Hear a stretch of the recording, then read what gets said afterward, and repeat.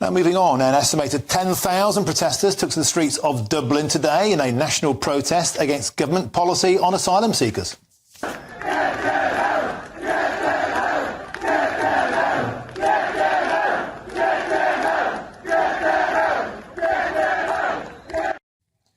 And now in contrast to a previous march in Dublin which saw a bus set fire to, and despite a heavy police presence on the streets today, there was no trouble at the protest today. And on my show earlier this afternoon, what struck me was that the crowds were made up of normal islanders, mothers, fathers, grandmothers and children. And here's what some of them had to say to our reporter, Doogie Beattie. I'm here because the government won't listen to the Irish people. We're second-class citizens in our own country and they need to be out. Why am I here? Because I don't want to see this country go like England. I mean, we've got young children, so we have, you know what I mean? And at the end of the day, Irish people are on the streets. If we haven't got enough houses to house our own, how are we meant to help all of this? I have a clear message for Taoiseach Harris and the rest of our government. This is Ireland, our Ireland, and we will fight like hell to save her. That's the spirit. And now joining me from the Liberal and Independent news outlets in Ireland is Robert Long. Robert, welcome to the show. So you were at the protest today. You were filming it on the front line. We also covered it on GB News. We spoke to lots and lots of people there, ordinary islanders who simply had enough. That's right. I mean, you summed it up yourself today. What we saw today was a swathe of mostly middle class and working class people who simply feel like they've been relegated to second or even third class citizens in their own country. And the numbers are astonishing, Robert. Over 1 million immigrants have gone into Ireland, and there's only a population, 5-6 million. And an astonishing thing I read today, 50% of the Irish public now back some form of border checks. Well, I know. I mean, history is very ironic. The fact that border controls are now being demanded for by people in the Republic of Ireland shows how incompetent our government actually are. And we've put ourselves in a situation now where our government allowed us to be used and our border to be used as a stick to beat England over the head with, to punish them for Brexit. And now we're reaping the consequences of it. Now, of course, Robert, the Irish politicians would say they are doing the dutiful thing. They are offering a safe refuge. Particularly, they've overreached and been very, very good when it comes to example for supporting Ukrainian refugees. But people such as yourself and on the streets today, they just feel it's a case of the numbers being too great. Well, we've taken in 110,000 Ukrainians. And we now know for a fact that many Ukrainians coming to Ireland were coming from other safe countries, from the likes of Belgium, Poland, the UK. We even had examples of Ukrainians coming from Canada, because the social welfare and housing system in Ireland has been so overly generous. Since we cut our welfare, we've seen a dramatic fall in the number of Ukrainians coming in. But the government are still pushing ahead with plans to build modular housing projects solely for Ukrainian refugees in the midst of an unprecedented housing crisis and homelessness crisis.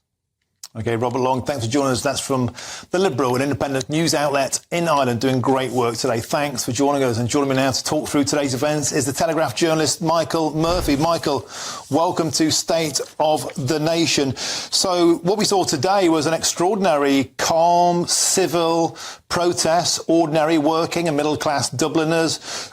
These aren't far-right extremists. They're not the frothing racists that they're made out to be by the media, by the political class, just ordinary people saying enough is enough. Yes, I think so, Martin. Thanks for having me. I've seen the footage, as I'm sure you have, of mothers, daughters, children.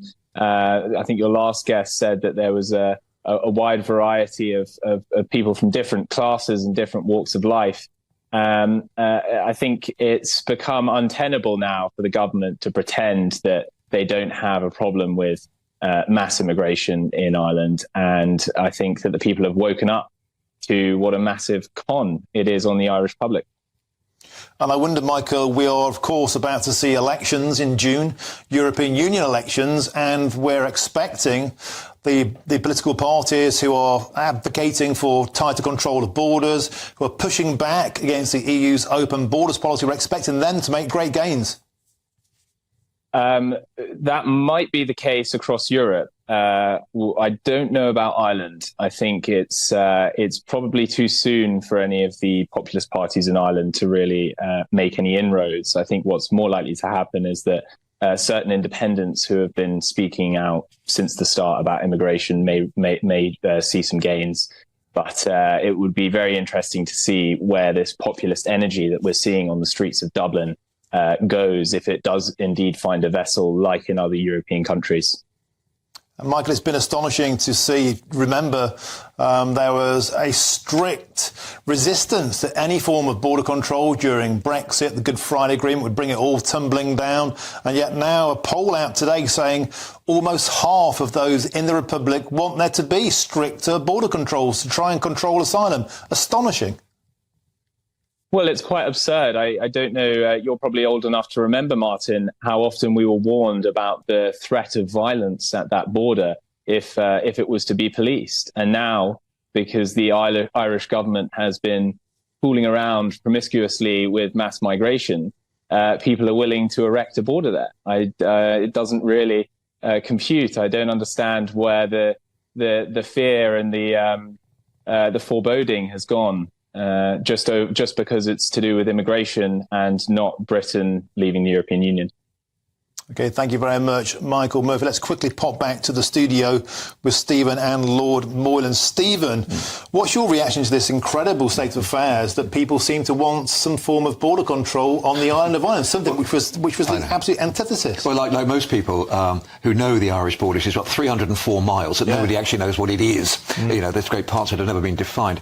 We'd think that the last thing anybody would sign up for now would be a return to an armed or a uniformed presence on the border. But look, a couple of things about this. There was a particularly horrific murder about 2 or 3 years ago in Offaly, where a young girl was killed by an immigrant to the country. That actually sparked a huge number of riots and protests. Yes. Since then, there have been anti-Polish ones in Dublin. So this is not actually anything new. What is unusual is that Ireland is the only country in Europe which has never, ever had a fascist party. We've had one in this country. Every other country in Europe's had one. Ireland has never, ever had one. This is a complete change from the Irish psyche. It's something completely new to me and rather worrying. And I think as we come closer to the election in June, then I think we will actually see some very, very worrying aspects. But look, why is it worrying if ordinary citizens want to control immigration? I'll tell you what worries me, Martin. It worries me when a government is out of touch with its constituency. Well, they are. Because the people are saying control the border and they won't. Yeah, because don't forget, one of the reasons why these people are coming to Ireland is because there isn't a border with the rest of the European Union, because they can actually come straight in. There are some people apparently coming in from the north. Now, when they say that the benefits in the Republic of Ireland are better than they are in the UK, no, they're not. The benefits in the UK are much, much better, which is one of the reasons why there's a problem with unification. So I think at the moment, the one sliver of good news about this is that thing which we saw today, I think it's in Ballsbridge and various other parts of Dublin, was actually very peaceful. And it's not often that you can get thousands of people protesting on the streets of a European city and you don't actually see violence. So let's get this sorted out and discuss it rationally. But at the moment, I think as everybody's saying, there isn't an obvious party, even though in the Oireachtas you have about 11 or 12 independents at the present time. So that could be a sign for the future. Lord Moylan, what's your take on this today? Well, first of all, I think it's ridiculous to move from a demonstration which everyone has described as being full of ordinary working class and middle class people, and Stephen starts talking about fascism. I mean, that's a fascist party. I said it isn't a fascist country. No, but you said they've never had a fascist party. No, they haven't. But you don't have to have a fascist party to be concerned about immigration. It's indicative. So it's not indicative. The fact is that these are ordinary people. The truth is that the Irish elite, including it's not just the government that's not listening, it's the opposition.